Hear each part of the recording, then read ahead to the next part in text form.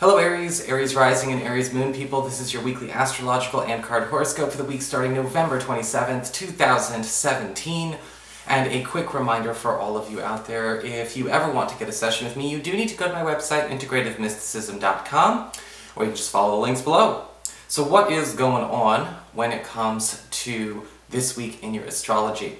Well, on Tuesday, we've got Mercury, planet of communications, haste and speed, forming a tight conjunction with Saturn in Sagittarius in your 9th house of higher education, government legal proceedings, as well as travel, and anything that has to do with culture and cultural expansion. And when we have Saturn conjunct, Mercury, there seems to be an issue that can come up where we have to kind of recreate or reassign some important contracts, some important commitment as it relates to these areas. This could indicate rescheduling, perhaps a meeting, a test, or an evaluation, possibly rescheduling a travel plan. This could also, at the same time, bring an opportunity to either rush something ahead. It may not necessarily be a delay, but something's going to have to be rescheduled here, and this could cause some frustrations. There could be an external limitation that comes up. This can, however, go well for you, especially if you've been feeling like maybe you want to do something sooner, you want to get something down on paper faster.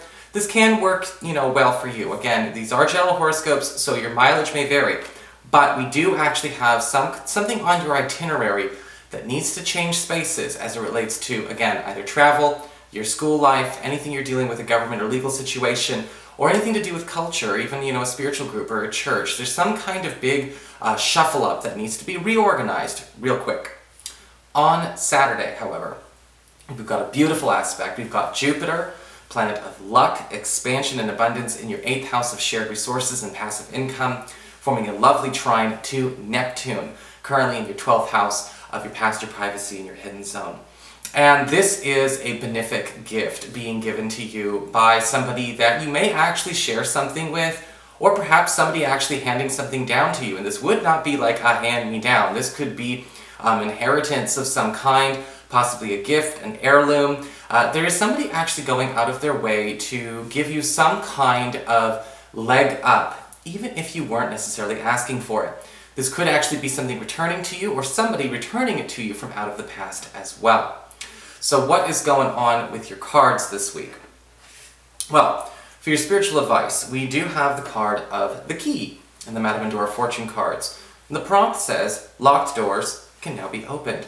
And so this week is going to be all about, again, expediting things that have been put on hold, or things that have been forced to wait to a later day. We already talked about that with the astrology, and the key is talking about paying attention to things that we have written off. We didn't necessarily give up on them, but we thought they were going to be on the back burner for a long time.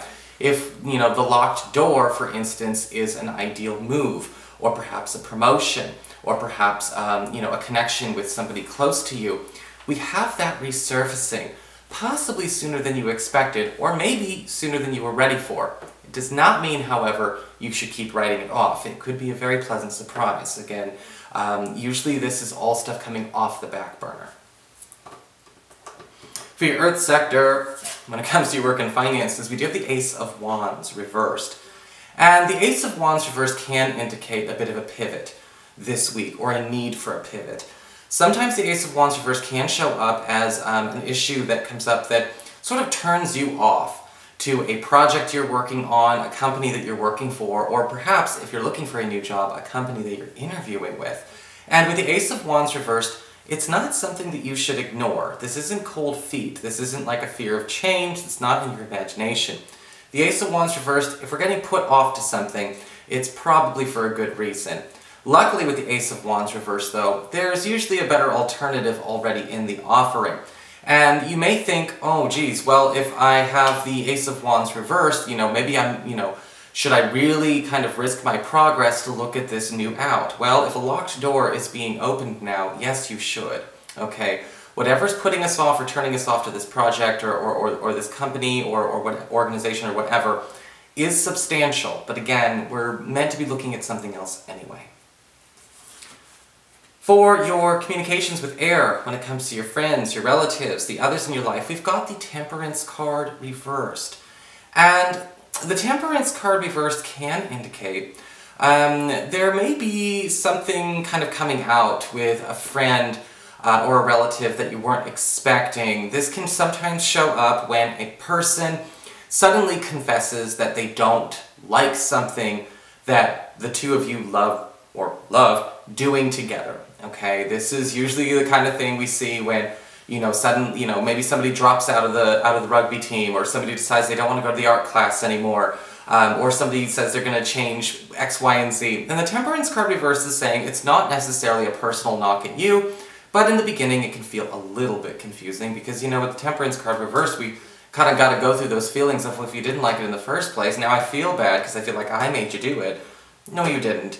But we still have this person needing to drop out. They're going to be an unpleasant bit of company if they're forced to stay anyway.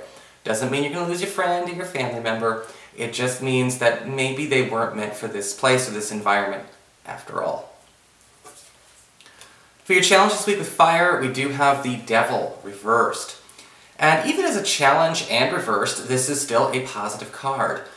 Usually with the Devil card reversed, we do see, your challenge this week is actually, again, rooting out a negative influence and not letting it back in.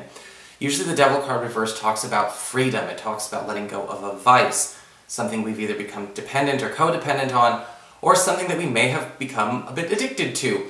It could be a habit, it could just be a routine, and the Devil card reverse can also indicate the release of perhaps even a negative influence in the form of a person this week. If somebody who you know is no good for you decides to up and go, your challenge is to let them go, not try and heal it and turn them into a better person. You may be actually having some kind of enemy or some kind of antagonist in your life actually go. Don't try and get the parting shot, it may only prompt them to stay. And that can be a challenge, believe me. For your communications with air when it comes to your friends, your relatives, and the others in your life, your communications, we already did that. For your emotions with water, and your romantic life, we do have the Four of Swords upright. And this week could indicate some downtime from the love department. Again, it's just a weekly horoscope anyway. But the Four of Swords can indicate some space being taken. Now this might not necessarily be bad space. This could actually be space that you and a partner, you and a crush are taking together away from the social, hustle and bustle. Or this could be actually you this week feeling like you need to take a break to recharge your own batteries, even from your crush, your partner, your spouse. And with the Four of Swords, it's kind of saying, pay attention, okay, where have we maybe not been getting that alone time from each other?